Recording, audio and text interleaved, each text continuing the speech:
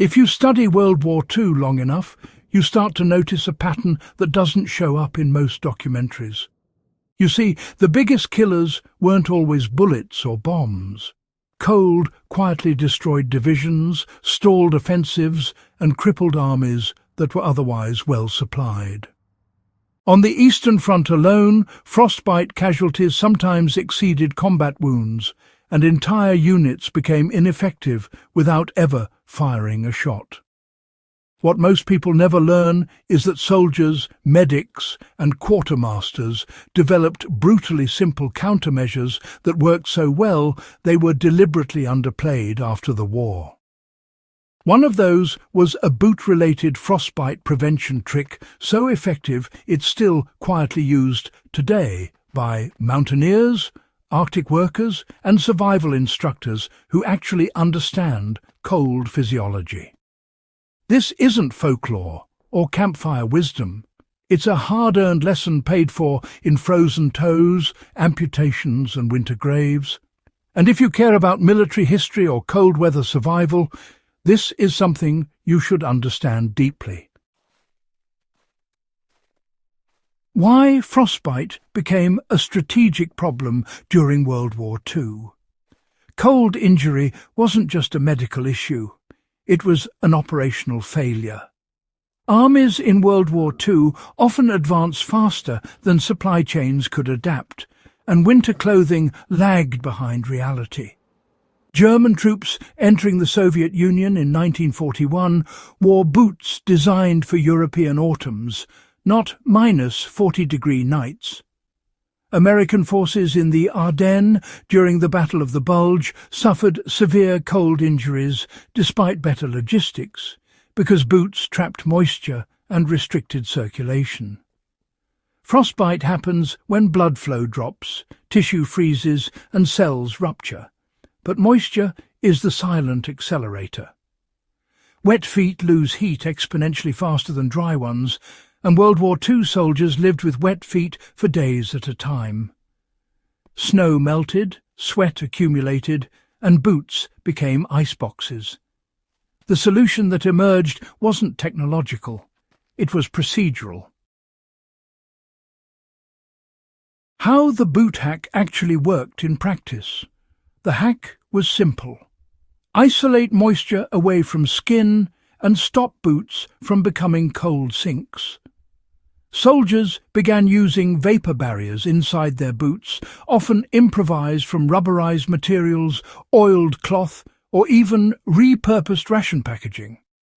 The idea was not to keep feet dry from the outside, but to trap sweat before it soaked socks and leather. Dry socks stay warm. Wet leather becomes frozen armor. By inserting a non-breathable layer between sock and boot, sweat stayed next to the foot, where body heat could manage it instead of migrating outward and freezing. This ran directly against peacetime footwear logic, which emphasized breathability. In extreme cold, breathability kills heat retention. Medics noticed something critical. Soldiers using vapor barriers reported fewer numbness episodes and significantly lower frostbite rates, even when feet felt damp. The key was controlled dampness rather than uncontrolled freezing. This knowledge spread informally through veteran units, mountain troops, and Arctic-trained divisions long before it was standardized. Another overlooked part of this hack involved boot fit and sock discipline. World War II field manuals eventually warned against tight lacing in cold environments, yet soldiers often ignored this in pursuit of stability. Tight boots restrict blood flow, and blood is heat. The vapor barrier trick only worked when combined with room for circulation. Soldiers were taught to wear one insulating sock inside the barrier and a second sock outside, not for warmth, but to protect the boot lining. Boots were sized slightly larger for winter operations, allowing toes to move and blood to flow. Practical application today follows the same logic. If you hike or work in freezing conditions, your boots should never feel snug. You should be able to wiggle your toes freely.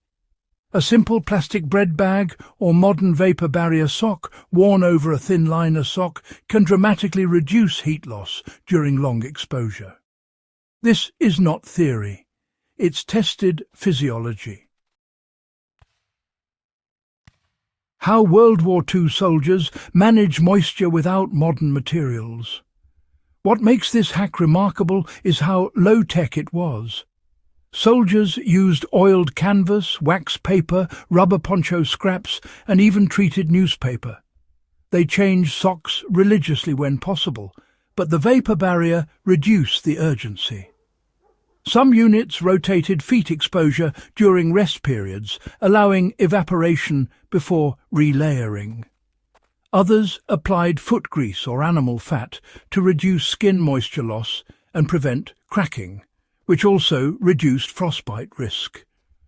The goal was consistency, not comfort. You can apply this today by pairing a thin, moisture-tolerant liner sock with a vapor barrier and a thick outer sock, then managing foot temperature through movement rather than removing layers. If your feet start sweating excessively, slow down instead of stripping insulation. World War II cold weather doctrine emphasized rhythm and moderation, not extremes. Why did this knowledge quietly disappear after the war? Well, post-war civilian footwear design leaned heavily toward breathable materials, comfort marketing, and short-duration exposure assumptions. The vapor barrier concept was labelled uncomfortable and outdated, despite its effectiveness. Military manuals retained it in cold weather sections, but it rarely crossed into popular outdoor culture.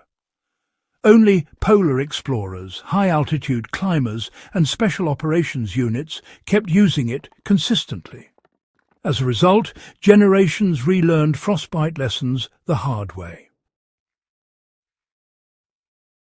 Today, modern vapor barrier socks exist, but the underlying principle remains unchanged from 1942.